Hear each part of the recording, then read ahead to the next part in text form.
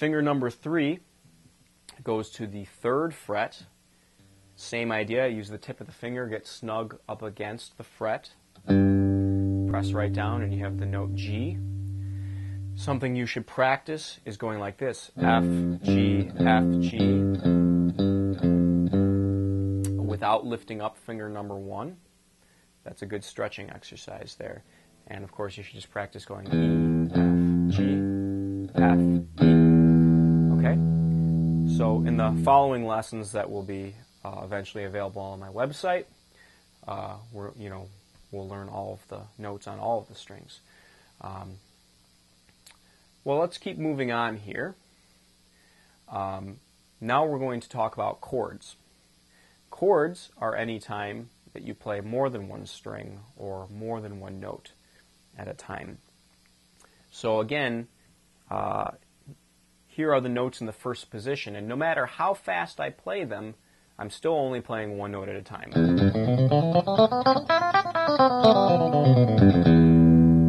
Okay? Those were still just single notes.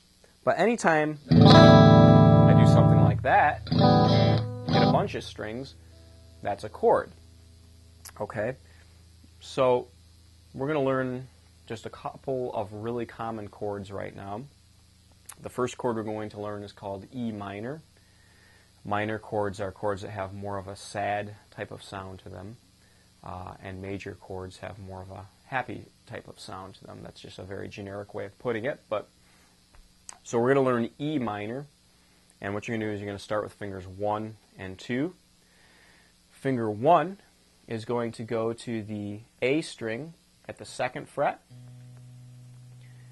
Try getting that note to ring out right now, same way as we were doing our notes before. Okay. Finger 2 is going to be on the same exact fret, but on the D string. So the 2nd fret of the D string. Try to get that note to ring out. Now, if either of those notes aren't ringing out, you might need to press down harder. Or if the first note's ringing out, but the second note is not, it might be that you're leaning your first finger back, something in your hand is muting that string, and you've got to open up your hand like this. As the thumb comes down, the hand opens up. So as your thumb is this way, you've got less use of your fingers. As it comes down like that, you open up. And you always want to have like this kind of O shape here, so that this part of your hands is not touching the strings. Only the tips of your fingers should be touching the strings. Now, if you've got all of that in place, you should be able to pick each string one note, just one string at a time, and everything should ring out clearly like this. That's the E minor chord. That was what we call arpeggiating the chord when it's plucked one string at a time. Here would be an example of a strum where I hit all the strings at once. Now, let's try another chord called A sus. That's an abbreviation for suspended, and it's a little more complex as far as what that means, so we're not going to get into that today.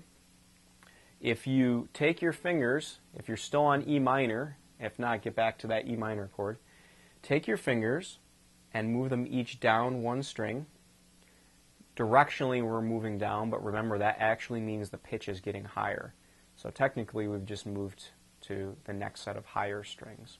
But your hand moved down. Okay? This chord is A sus, and if you were to look at a chord diagram, you would find there would be an X over the low E string. That means you're not going to play that string. Your pick will start at the A string because this is a type of A chord. Just like your pick started with the open E string when you played E minor. So anytime you play an E chord, you never want to cover up the E string with your finger because you want the open E to ring out. Anytime you play an A chord, you never want to cover up the open A string because you want A to ring out as the bass note. And you certainly, at least with basic chords, you don't want to strum anything lower than that A, and that's why we're not strumming the E string. Here's A sus played one string at a time. Okay? And again, if you're hearing any muted notes, you're going to need to adjust your hand. You're going to need to press firmly with your fingertips, bring your thumb down, go like this with your hand, come out this way. And by the way, when I'm in the sitting position here, I am using a footrest like a classical guitar player would do. If you're going to stand up and play, use your guitar strap and have it set so that it's comfortable to get your hand in this position. The main reason that a lot of people use really bad form like this is that they wear their guitar so low that it hurts their wrist to get in this position.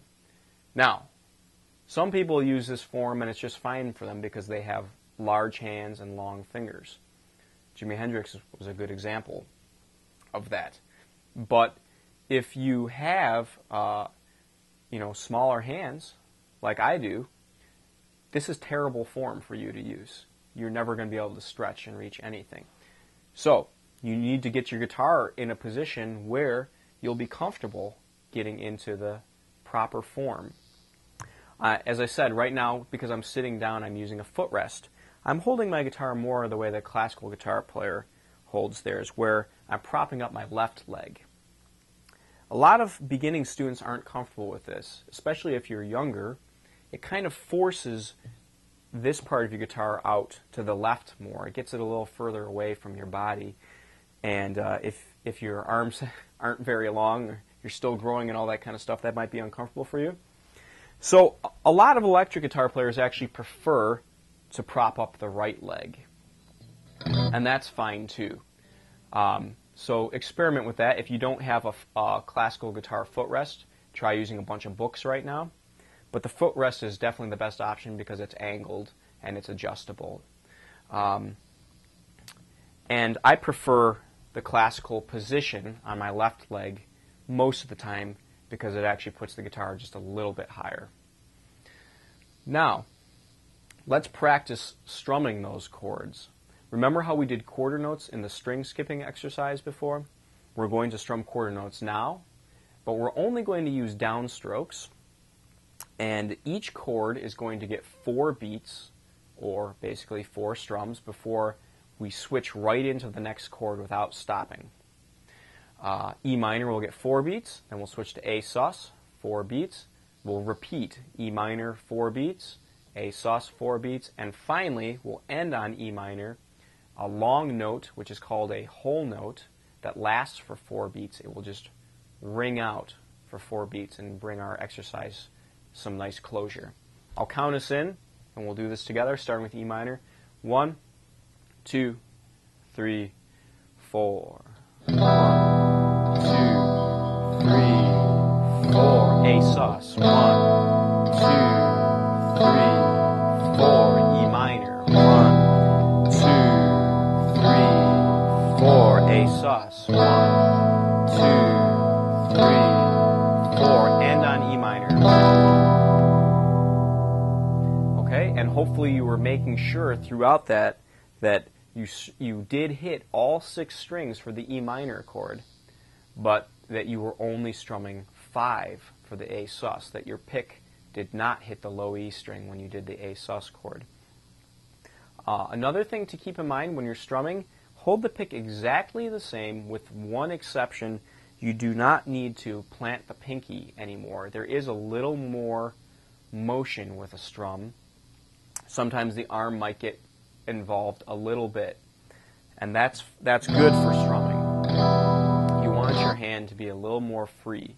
So the only thing that you change is to just not plant the pinky for a strum. Okay. Well,